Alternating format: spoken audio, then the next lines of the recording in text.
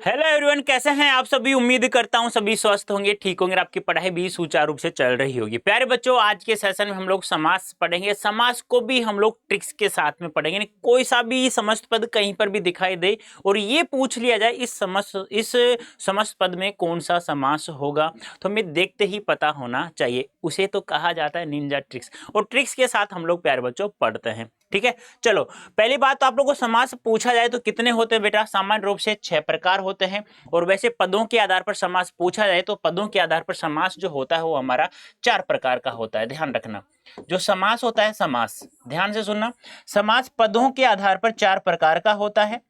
और यदि हम लोगों को पूछा जाए कि सामान्य रूप से समास कितने प्रकार का होता है, तो समास 6 प्रकार का होता है। तो पदों के आधार पर ध्यान से सुनना, ये बहुत बार पूछा गया है। पदों के आधार पर समास 4 प्रकार का होता है और सामान्य रूप से 6 प्रकार का होता है। कौन कौन से होते हैं बेटा। नंबर 1 होता है अव्ययी भाव समास। अव्ययी भाव समास। अब ध्यान सुनो, अव्ययी भाव समास को कैसे पहचानेंगे। अब इसकी परिभाषा क्या होती है। इसकी परिभाषा होती है पूर्व पद की प्रधानता। पूर्व यानी पहला पद प्रधान होता है। पूर्व पद क्या होता है बेटा, प्रधान होता है। अब आप लोगों को किसी भी समझ में, ये तो परिभाषा हो गई, और विशेषताओं की बात करें तो मैं विशेषताओं के साथ साथ उदाहरणों की मैं चर्चा करूंगा। यानी कि आपको क्या लगे, कहीं पर भी किसी भी शब्द में आप लोगों को उपसर्ग दिखाई दे, किसी भी समस्त पद में क्या दिखाई दे, उपसर्ग। देखो, एक तो होता है समस्त पद, एक होता है समास विग्रह। ठीक है, जहां पर भी आप लोगों को उपसर्ग दिखाई दे, जैसे मान लो आ गया निडर। अब निडर में क्या है, नि उपसर्ग है। तो कहीं पर भी उपसर्ग दिखाई दे किसी भी शब्द में, तो आप लोगों को वहां अव्यय भाव समास कर देना है। बात समझ में आई मैंने क्या कहा, अव्यय भाव समास। ठीक है, जैसे मान लो आ गया सुडोल, जैसे मान लो आ गया उपजाऊ, अनुपजाऊ, उपसर्ग होना चाहिए ना, अनुपजाऊ। जैसे आ गया अनुपयोगी, जैसे आ गया प्रत्येक। यानी किसी भी शब्द में आप लोगों को क्या दिखाई दे, उपसर्ग दिखाई देता है, तो वहां पर आप लोगों को अव्यय भाव समास कर देना। इसके लिए आप लोग उपसर्ग सीखना है। उपसर्ग कहां लगता है, सबसे पहले लगता है। ठीक है, हाँ आगे बात करें, किसी भी शब्द में आप लोगों को अव्यय दिखाई दे रहा, अव्यय भी कौन सा, यथा। यानी कहने का तात्पर्य क्या है, कहीं पर भी आप लोगों को यथा दिखाई देना, कहीं पर भी किसी भी समस्त पद में बिना डरे आप लोगों को क्या करना है, अव्यय भाव समास करना। जैसे यथाशक्ति, जैसे यथा क्रम, जैसे यथा समय। ऐसे बहुत सारे शब्दों जहां यथा दिखाई दे वहां पर हमें क्या करना है, अव्यय भाव समास कर देना है। किसी भी शब्द में पुनरावृत्ति वाले शब्द, कहने का तात्पर्य क्या है, पुनरावृत्ति क्या होता है, किसी भी शब्द में एक जैसे 2 शब्द दिखाई दे, जैसे मारा मारी, मार मार 2 बार आ रहा है ना, चला चली, है। इस प्रकार से कहीं पर भी आप लोगों को पल पल, कहीं पर भी, कहने का मतलब क्या है, कहीं पर भी आप लोगों को उपसर्ग दिखाई दिया तो अव्यय भाव समास, कहीं पर अव्यय दिखाई दिया, अव्यय भी कौन सा आएगा, यथा आएगा। ठीक है, और कहीं पर भी आपको पुनरावर्ती शब्द दिखाई दे तो कौन सा समास कर देना, आप लोगों को अव्यय भाव समास कर देना। ये हो गया हमारा अव्यय भाव समास। नंबर 2 की बात करें, नंबर 2 होता है तत्पुरुष समास। अब तत्पुरुष समास की परिभाषा की हम लोग बात करें बेटा, तो तत्पुरुष समास की परिभाषा होती है उत्तर पद की प्रधानता, यानी दूसरा यानी अंतिम पद प्रधान होता है। उत्तर पद की प्रधानता, उत्तर पद की प्रधानता। ठीक है, अब उत्तर पद क्या होता है, यहाँ पे प्रधान यानी मुख्य होता है। अब पहचानेंगे कैसे गुरुजी, तो ध्यान रखना, कारक जो होता है ना, कारक 8 प्रकार का होता है। कितने प्रकार का, 8। अब इसमें से हमें पहला छोड़ देना है, यानी कौन सा, कर्ता कारक छोड़ देना है, और अंतिम छोड़ देना है, यानी कि 8वां छोड़ देना है। कौन सा, संबोधन कारक, संबोधन कारक। इन 2 कारकों को छोड़ देना है। इसके अलावा जितने भी कारक बच गए, उसके कारक चिन्हों का प्रयोग जिस भी समास में हो जाता है तो वहां पर तत्पुरुष समास होता है। कौन कौन से बच गए, जैसे मैं एक बार सभी लिख देता हूं। जैसे आप लोगों ने पढ़ा होगा, जैसे कर्ता ने कर्म को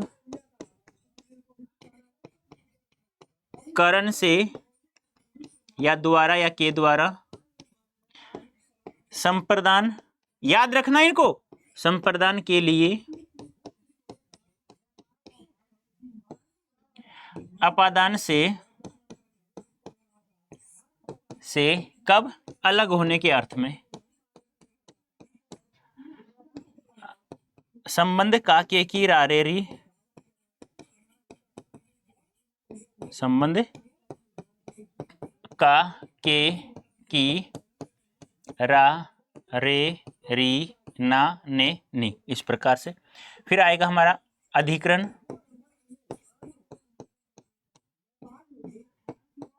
में पर। फिर आता है संबोधन,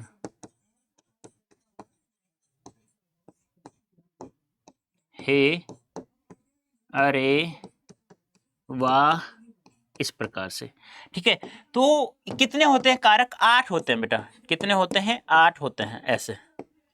अब जो मैंने यहां लिखा है ना, इसके आगे लिखा है तो वो कारक चिन्ह लिखा है। जैसे कर्ता ने कर्म को, ये होता है ना, एक कर्ता हटा देना, एक संबोधन हटा देना, इनके कारक चिन्हों का, इनका प्रयोग हो जाता है कहीं पर भी, इनका प्रयोग कहीं पर भी हो जाता है, तो वहां पर हमारा तत्पुरुष समास होगा। कौन सा होगा? तत्पुरुष। जैसे देखो ध्यान से, जैसे मैंने कहा, एक यहीं पर दे देता हूं, जैसे आ गया रसोई घर, ये समस्त पद है। अब आप लोग क्या करेंगे? आप लोग कहते हो रसोई के लिए घर, यही तो कहते हो ना आप लोग। अब ये तो थोड़ा सा तो समझना होगा आप लोगों को कि रसोई के लिए, घर के लिए आ गया, कौन सा हो गया? संप्रदान तत्पुरुष समास। जैसे मान लो आ गया हथकड़ी, तो क्या हो जाएगा? हाथ के लिए कड़ी। जिसमें मैंने कहा बताना जेब कतरा में कौन सा समास होगा, तो आप कहोगे जेब को कतरने वाला को का प्रयोग किया, तो को किस में आता है? कर्म तत्पुरुष समास। इस प्रकार से आप लोगों को करना होगा। बहुत सारे उदाहरण हैं, जैसे मान लो आ गया देशभक्ति, तो क्या हो जाएगा? देश के लिए भक्ति। जैसे घुड़सवार, तो क्या हो जाएगा? घोड़े पर सवार। जैसे आ गया ईश्वराधीन, तो क्या हो जाएगा? ईश्वराधीन, तो क्या हो जाएगा? ईश्वर पर अधीन। जैसे मान लो आ गया मंत्री परिषद, तो क्या हो जाएगा? मंत्रियों की परिषद, के लिए मत कर देना गलती से। जैसे मान लो आ गया राजपुत्र, तो क्या हो जाएगा? राजा का पुत्र। इस प्रकार से आप लोगों को करना है। देह ध्यान, देह का ध्यान, इस प्रकार पथ से भ्रष्ट। इस प्रकार से जहां पर भी कारकों के कारक चिन्हों का प्रयोग हो जाता है तो वहां पर हमारा तत्पुरुष समास होगा। ठीक है, नेक्स्ट नंबर 3। नंबर 3 पढ़ते हैं हम लोग द्वंद्व समास को। किसको पढ़ते हैं? द्वंद्व समास। अब द्वंद्व समास में क्या होता है? दोनों पद प्रधान होते हैं,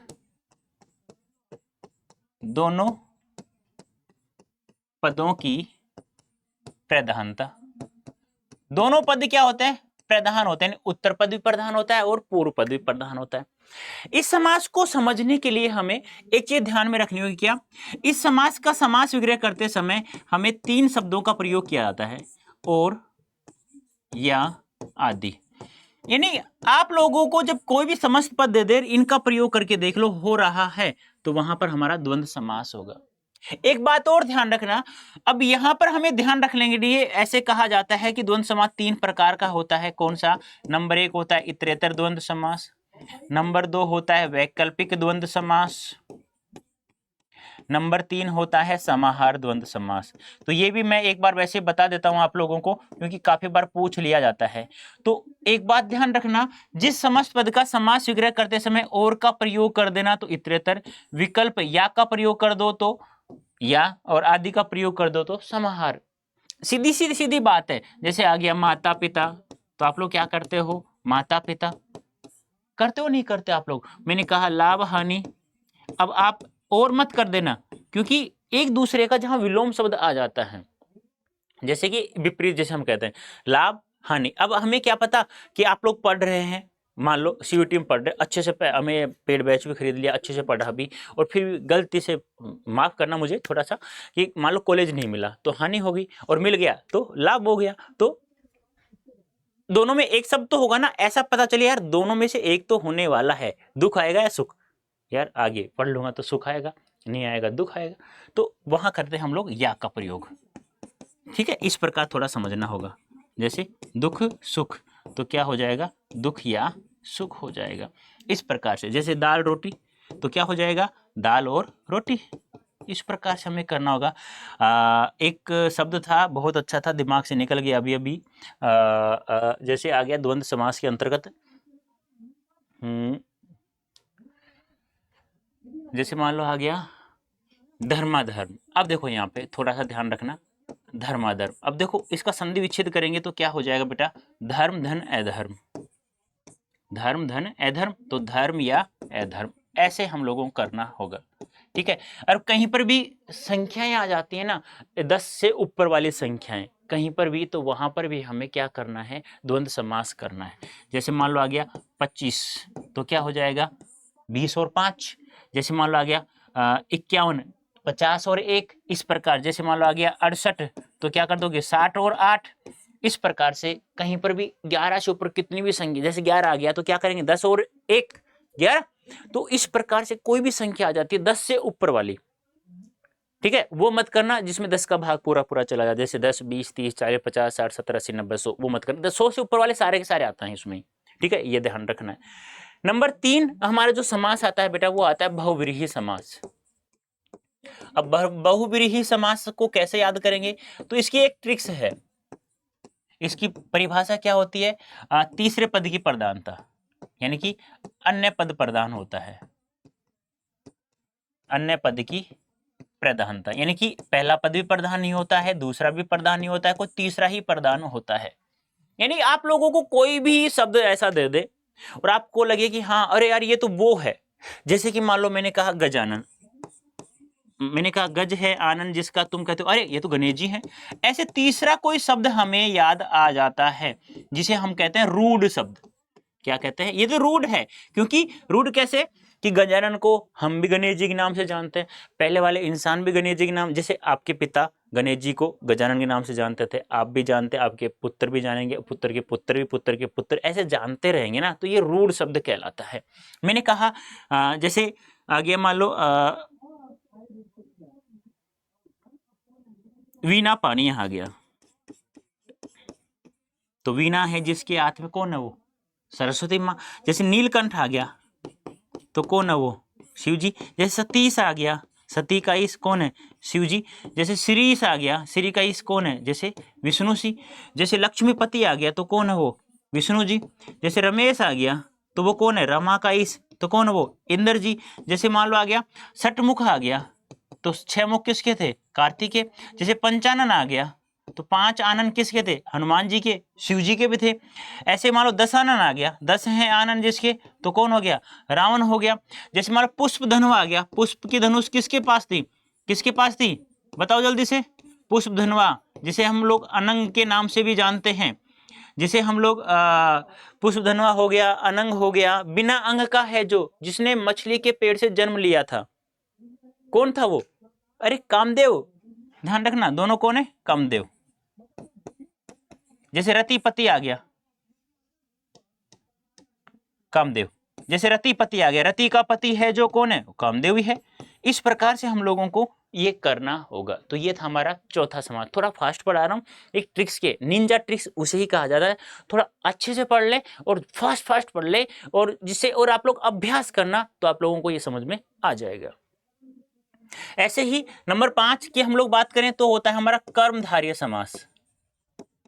अब कर्मधारय समास क्या होता है, अब इसमें भी क्या होता है, उत्तर पद प्रधान होता है। कौन सा पद होता है, उत्तर पद, यानी क्योंकि तत्पुरुष के दोनों उपभेद होते हैं, तत्पुरुष के उपभेद होते हैं कर्मधारय और द्विगु, तो उत्तर पद क्या होता है, इसमें प्रधान होता है। अब कैसे पहचानेंगे, एक परिभाषा तो ये पूछती है इसका, इसमें है ना, इसमें उपमान उपमेय, उपमान और उपमेय दो शब्द होते हैं, यानी दो चीजें पाई जाती हैं, उपमान और उपमेय का संबंध पाया जाता है। या मैं कहूं प्रथम पद है ना, प्रथम पद, प्रथम पद क्या होता है, विशेषण होता है। प्रथम पद क्या होता है, विशेषण होता है। और उत्तर पद क्या होता है बेटा, उत्तर पद विशेष्य होता है। यदि नहीं भी समझ में आए ना, तो ध्यान रखना, विशेषण को ही उपमान कहा जाता है और विशेष्य को उपमेय कहा जाता है। फिर भी नहीं समझ में आए ना, तो किसी भी समास का समास विग्रह करते समय किस किस का, है जो, है जो के समान रूपी, है जो के समान रूपी, इन शब्दों का प्रयोग हो जाता है तो वहां पर हमारा कर्मधारय समास होगा। जैसे नील गगन, तो क्या कहेंगे, नीला है जो गगन, सीधी सी बात है। तो कहने का तात्पर्य क्या है कि हमें क्या करना है, हमें तो इनका प्रयोग करके देखना है। जैसे चरण कमल, तो क्या हो जाएगा, चरण रूपी कमल। समझ में आ रहा है नहीं आ रहा? ऐसे ही मान लो आ गया, जैसे आ गया सुगंध, सुगंध, तो शु है जो गंध, है जो का प्रयोग हो गया। जैसे मान लो आ गया कुपुत्र, कु है जो पुत्र, यानी कुपुरुष, यानी कि कु यानी बुरा, यानी का पुरुष आ गया, तो क्या हो जाएगा, का है जो पुरुष, का यानी कायर। जैसे मान लो आ गया सुपुत्र आ गया, तो सु है जो पुत्र यानी अच्छा है जो पुत्र। ध्यान रखना एक बात और, किसी भी समास का समास विग्रह करते समय बेटा पर्यायवाची शब्दों का प्रयोग नहीं करेंगे। तुम कहीं कर दो ऐसे का, कायर है जो पुरुष, गलत हो जाएगा। का फिर कोष्ठ में लिख दो कायर, समझ में आ जाएगा। कु कोष्ठ में लिखो बुरा, सु कोष्ठ में लिखो अच्छा, इस प्रकार से। जैसे मान लो आ गया बदबू, तो क्या हो जाएगा, बद है जो बु, बुरी है जो बु। इस प्रकार से हम लोगों को करना होगा। ठीक है, तो उम्मीद करता हूं समझ में आ गया होगा। तो हमें क्या करना है, के समान, है जो, रूपी, इन शब्दों का प्रयोग करके देख लेना। यदि हो रहा है तो वहां पर हमारा कौन सा समास होगा बेटा, वहां पर हमारा होगा कर्मधारय समास। अंतिम समास जो है हमारा, वो अंतिम समास कौन सा है, द्विगु समास है। कौन सा समास है, द्विगु समास। इसमें क्या होता है बेटा, इसमें भी उत्तर पद प्रधान होता है, क्योंकि यह भी तत्पुरुष का उपभेद होता है। उत्तर पद क्या होता है, प्रधान होता है। उत्तर पद क्या होता है, प्रधान होता है। इसमें क्या होता है, इसमें जो पूर्व पद यानी प्रथम पद क्या होता है, संख्यावाची होता है। प्रथम पद क्या होता है, संख्यावाची। प्रथम पद क्या होता है, संख्यावाची होता है। और दूसरा पद कोई भी पद होता है, दोनों पद मिलकर के किसी समूह या समाहार का बोध कराते हैं। किसी समूह या समाहार का क्या कराते हैं, बोध कराते हैं। बस ये ध्यान रखना है। जैसे कि मान लो मैं बात कैसे करूं आपको समझाने के लिए, तो जैसे कि मान लो मैंने कहा चो, पद ले लिया दूसरा राहा, तो क्या हो जाएगा, चौराहा, तो क्या हो जाएगा, चार राहों का समूह। जैसे मैंने कहा नौ, मैंने कहा रंग, तो क्या हो जाएगा, नौ रंगों का समूह। जैसे मैंने कहा नौ, मैंने कहा रत्न, तो क्या हो जाएगा, नौ रत्नों का समूह। जैसे मैंने कहा दू, फिर मैंने कहा राहा, तो क्या हो जाएगा, दो राहा, दो राहों का समूह। मैंने कहा त्रिनेत्र, अब यहाँ पे दिक्कत होगी, तीन नेत्रों का ऐसा दे दिया जाए कि तीन नेत्रों का समूह, बताइए कौन सा समास होगा, तो हमें द्विगु करना है। अब ऐसा कहते त्रिनेत्र में कौन सा समास होगा, बहुव्रीहि है। क्यों, क्योंकि त्रिनेत्र को हम लोग जानते हैं कौन है, शिव जी को जानते हैं इस नाम से। इस प्रकार से हम लोगों को करना होगा। कहीं पर भी किसी भी प्रकार का कोई भी जो ट्रिक्स मैंने बताई है ना, उस ट्रिक्स को ध्यान में रखना है और अभ्यास करते चले जाना है। और यदि आप लोग चाहते हैं कि मैं सर इन 3 उदाहरणों के अलावा भी 50 उदाहरण आप लोगों को समझाऊं, तो मैं बार बार आप लोगों से कहता हूं इस कूपन कोड का प्रयोग करें। और इस कूपन कोड का प्रयोग करने के बाद में आप लोग प्रयोग करें कहां पे, संकल्प बैच को परचेज करें, इसमें आप लोग इनरोल करें। यहां आप लोगों का स्वागत है, क्योंकि यहां पर जो बच्चा जुड़ गया तो उसके 12th में तो 95% से अधिक हम लोग दिलाई देंगे। पढ़ाएंगे हम लोग तभी दिलाएंगे, डायरेक्ट तो नहीं दिला सकते कि जंतर मंतर फू कर दो आ जाएंगे, ऐसे नहीं बेटा। और साथ में CUT 2024 में भी हम चाहते हैं कि आप लोग 100% प्राप्त करो प्रत्येक सब्जेक्ट में। तो उसके लिए आप लोग को संकल्प बैच ज्वाइन करना ही होगा बेटा। उसके लिए कूपन कोड है जिससे आप लोगों को मैक्सिमम डिस्काउंट प्राप्त हो जाएगा। ठीक है, तो कैसा लगा ये सेशन, ये निंजा ट्रिक कैसी लगी समास की? यदि आप लोगों को समझ में आ गया हो तो मुझे बता सकते हैं। हाँ, एक बात और बता दूं, ये संकल्प बैच तो क्या है, हिंदी मीडियम वाले बच्चों के लिए है, हिंदी मीडियम वालों के लिए। अब यदि आप लोग इंग्लिश मीडियम वाले बच्चे हैं तो आप लोग क्या करना, Y551 कोड यूज करके यहाँ पर आप लोगों को एक महापैक मिलेगा विद बुक वाला, वही परचेज करना है। कोई और बैच परचेज न करे तो बढ़िया रहेगा, क्योंकि महापैक में वो जितने बैच होते हैं ना, वो सारे के सारे महापैक में फ्री मिल जाते हैं। बस ज़्यादा डिफरेंस नहीं होता, 2000 या 2500 रुपये का डिफरेंस होता है। अब इसमें क्या होता है, विद बुक भी आपको घर पहुंचाए जाते हैं, प्रत्येक टेस्ट सीरीज आपको फ्री ऑफ कॉस्ट मिलती हैं, और बात करूँ तो सभी बैच इसमें फ्री ऑफ कॉस्ट मिलते हैं, और इसकी वैलिडिटी कोई वैलिडिटी नहीं होती, ये एग्जाम के बाद भी आपके पास रहता है। तो 13 महीना या 15 महीने की वैलिडिटी होती है। तो मैक्सिमम है इतने दिनों में तो आपका एग्जाम भी हो जाएगा, आप पास भी हो जाओगे, आपको कॉलेज भी मिल जाएगी। यानी कॉलेज मिलेगी ना, तब तक आपके साथ हम लोग रहेंगे, किसमें, महापैक में।